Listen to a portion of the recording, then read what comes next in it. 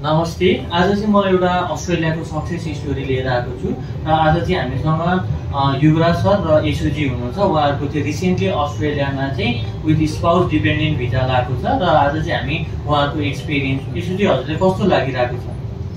मलाई एकदम खुसी लागिरहेछ। धन्यवाद नेक्सस एजुकेसन कन्सल्टेन्सीको लागि चाहिँ जस डबलमा मेरो डबल मास्टर्स हो फेरि यसमा चाहिँ अनि त्यही भएर अगाडि अरू कन्सल्टेन्सी डबल मास्टर्स चाहिँ अप्लाई गर्दा हुँदैन भनेर नेक्ससले मलाई फुल सपोर्ट गरेको थियो।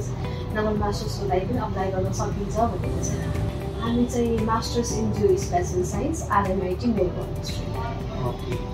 अनि हजुरलाई हामी लगभग 1 वर्षदेखि सँगै नै छौँ। हामीले इनिसियल फेजको डकुमेन्टेसनदेखि आज भिजा ग्रान्टसम्मको जर्नीमा छौँ होइन। अस्ट्रेलियाको एकदमै गाह्रो भएको समयमा हामीले हाम्रो प्रोसेसलाई सुरु गरेको थियौँ। त्यो जर्नीमा चाहिँ हजुरलाई आज भिजा ग्रान्टसम्म आइसक्दाखेरि चाहिँ हजुरलाई नेक्ससको सर्भिस चाहिँ कस्तो लाग्यो? म चाहिँ नेक्ससको सर्भिसदेखि एकदमै ह्याप्पी छु, किनकि नेक्ससले मलाई यस्तो बेला सपोर्ट गरेको जुन टाइममा चाहिँ सबै कन्सल्टेन्सी चाहिँ अस्ट्रेलियामा चाहिँ भिजाको सक्सेस रेट लो भएर चाहिँ हात माथि उठाएको कन्डिसन टाइममा चाहिँ मलाई नेक्ससले चाहिँ होइन you can apply will support you भनेर चाहिँ त्यस्तो टाइमले पनि एकदम म खुसी छु त्यसको लागि चाहिँ। हजुर, हामीले भिजा अप्लाई गरेको चाहिँ कति टाइममा चाहिँ हाम्रो भिजा ग्रान्ट भएको थियो? हाम्रो भिजा अप्लाई गरेको अराउन्ड 4 to 6 मन्थमा। हजुर, इन्टायर प्रोसेसको हामीले जिटी अप्रुभ गर्नेदेखि 4 देखि 6 महिनामा चाहिँ हामीले हाम्रो डकुमेन्टेसन रेडी भएको चाहिँ हामीले भिजा पाएको है। अनि अर्को कुरा चाहिँ हजुर त जुम्लामा बस्नुहुन्थ्यो, हामी यहाँ काठमाडौँ बनेपा बसेर सर्भिस दिइरहेको थियौँ होइन। अब अहिले कतिजना मान्छेहरू चाहिँ त्यो लङ डिस्टेन्समा बसेर चाहिँ त्यो एजुकेसनल चाहिँ आफ्नो जर्नीलाई अगाडि बढाउन ट्रस्टको प्रब्लम होइन, त्यसपछि आएर कम्युनिकेसनमा एकदमै ग्याप भएको फिल हुन्छ नि त। हजुर उता जुम्लामा बसेर मलाई डकुमेन्ट पठाइराख्नु भएको थियो, यहाँ हामीले गएर त्यो लङ डिस्टेन्समा पनि हामीले चाहिँ एजुकेसनल कन्सल्टेन्सीसँग चाहिँ अट्याच भएर आफ्नो प्रोफेसनलाई नबिगारिकन पनि अपलोडको जर्नीलाई कम्प्लिट गर्न सजिलो हुँदो रहेछ कि के हुँदो रहेछ?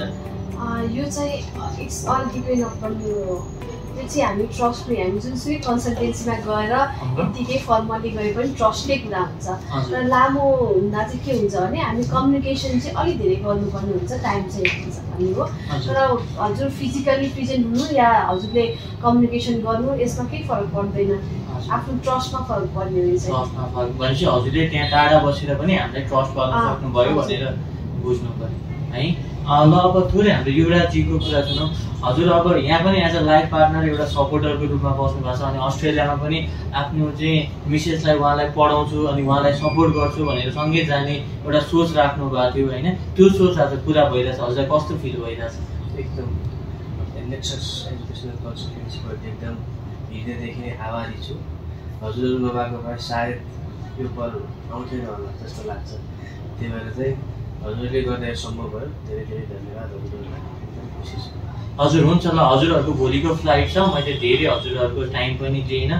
हजुरको पढाइ एकदमै राम्रो होस् र अस्ट्रेलियामा पुगेपछि पनि हजुरहरूलाई हाम्रो जर्नी भनेको अस्ट्रेलियासम्म पुर्याउने मात्रै होइन, त्यहाँ पुगिसकेपछि पनि हजुरलाई विभिन्न चाहिने सर्भिसहरूमा चाहिँ हामी सदैव भइरहेछौँ। र फेरि पनि हजुरहरू दुवैजनालाई एकदमै धेरै बधाई र नेक्ससलाई ट्रस्ट गरेर हामीलाई एउटा सर्भिस दिने मौका दिनुभयो, त्यसको लागि हजुरहरूलाई धेरै धेरै धन्यवाद। Thank you.